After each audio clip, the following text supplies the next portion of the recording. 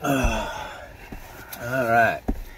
Good afternoon, everybody. Uneducated Economist here. So, wanted to share a link with you guys to an interview that I had done with Lumberjack Landlord. Very, very good interview talking about the mortgage market.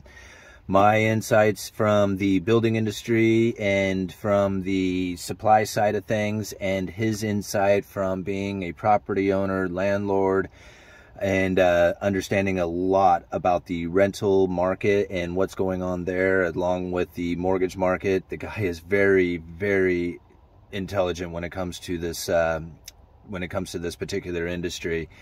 And the two of us, when we get together and have a conversation, it is really good. Probably one of the better interviews I've done in quite a long time. So I really encourage everybody to go check out this interview that I had done with Lumberjack Landlord the other day. Very good stuff. So I'll leave a link down in the description for you guys.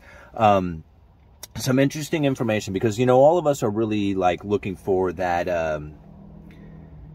that indicator that tells us, yes, this is it. This is definitely the direction, the move. It is happening now.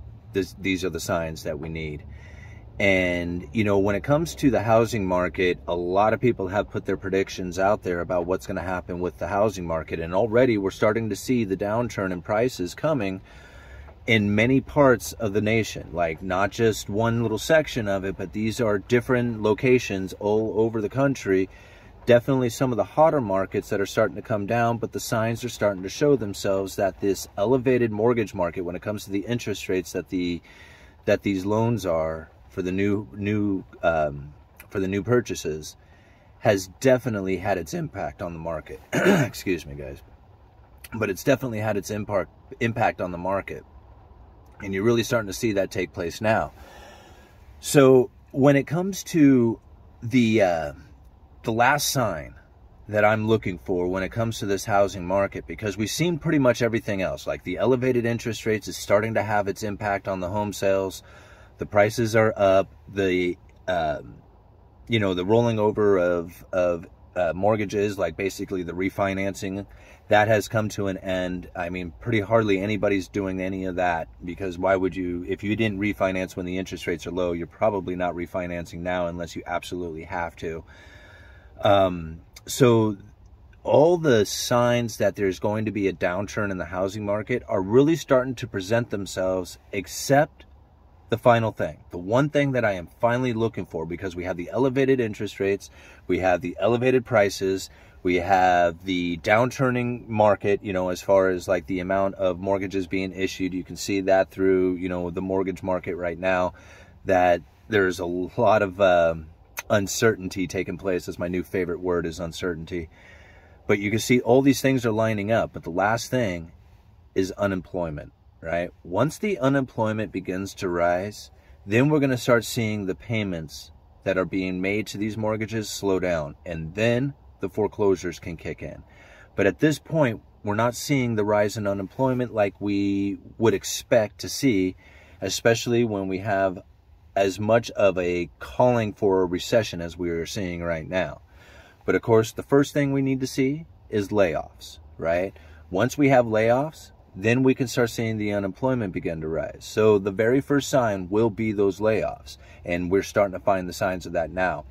I Googled just the word layoff, hit the news, and oh my gosh, I could not believe how many different, not only industries, but companies that I am finding that are announcing layoffs right now. I mean, these are articles that have all been posted within the last day to probably 3-4 days, maybe a week.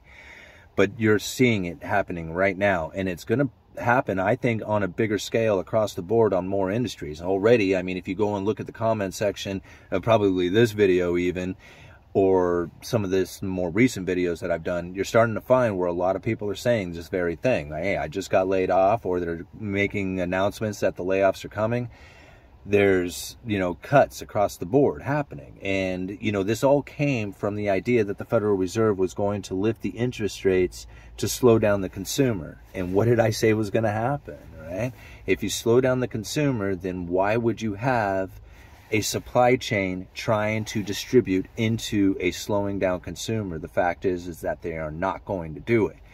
And the Federal Reserve has said, we need help from the supply side of things. Well, they're not going to help because guess what? The supply side are the ones who are going to lay off people because they don't have a consumer.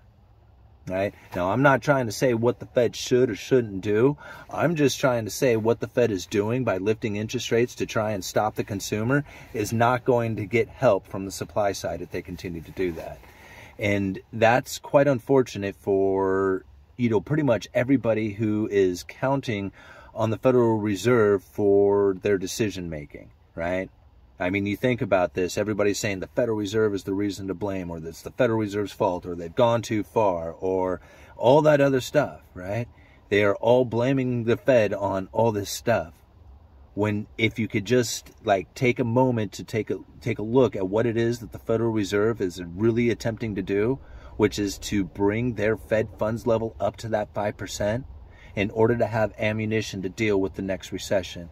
That is ultimately what the Federal Reserve is up to. And if you look at that way, you can really see that this is intended as far as keeping the interest rates elevated. It's not to bring inflation down, right? The inflation came from a supply chain breakdown, right? Yes, you are going to see elevated prices come from monetary printing, right? I mean, if you expand the monetary, policy, and you add a bunch of currency up to it, you do this money printing, you do the quantitative easing, you are going to have inflation that comes from that. There's no doubt about it, okay? But there is not the inflation that we are experiencing coming from the money printer. It came from a supply chain breakdown. That is where the majority of it comes from. I mean, think about this. I work retail, so I get to watch prices on a regular basis. Not the person who is going and looking for those higher prices, but the person who is actually looking for prices that didn't move. Because if they didn't move, that means it wasn't money printer that caused it. Across the board, everybody saw the inflation happen. However, 15-pound felt, this is a common building paper, went from $32 a roll to $35. Okay? That was huge. That was a 10% increase that nobody talks about, right? I mean, yeah, that was inflation, right? It went from $32 a roll to $35. I mean, that was the entire time. It never exceeded that, right? Lumber went from $2.50 on a 2x4 to $13.50, all the way back down to around $4 right now. And $4 is a price that we had experienced back prior to the pandemic and all the inflation. See, the money printer does cause inflation, but you got to look at the supply side, because there was a severing of the supply chain that took place, and the reestablishing of that is the difficult part as far as bringing the inflation that we are experiencing back down. All right? So it's going to happen as people start losing their jobs, as people stop, buying stuff that's out there. And then at some point, the Federal Reserve will turn it around. They will drop interest rates, and then the investment back into it will start to run rampant again. Right? But right now, who's going to invest into a consumer that's not going to be there? They just simply wouldn't do it. So this is going to continue. It's going to be painful, and it's going to be for a while. Once the layoffs start to really kick in, then I can imagine you'll start seeing the foreclosures rise. So we got the layoffs starting. Here it is. Once we see the unemployment rise, that's the next thing we're looking for. And then we'll look for foreclosures. And then we'll look for a crashing housing. All right. Which I still am questioning on whether or not we're actually going to make it that far. All right. Uneducated Economist, you let me know.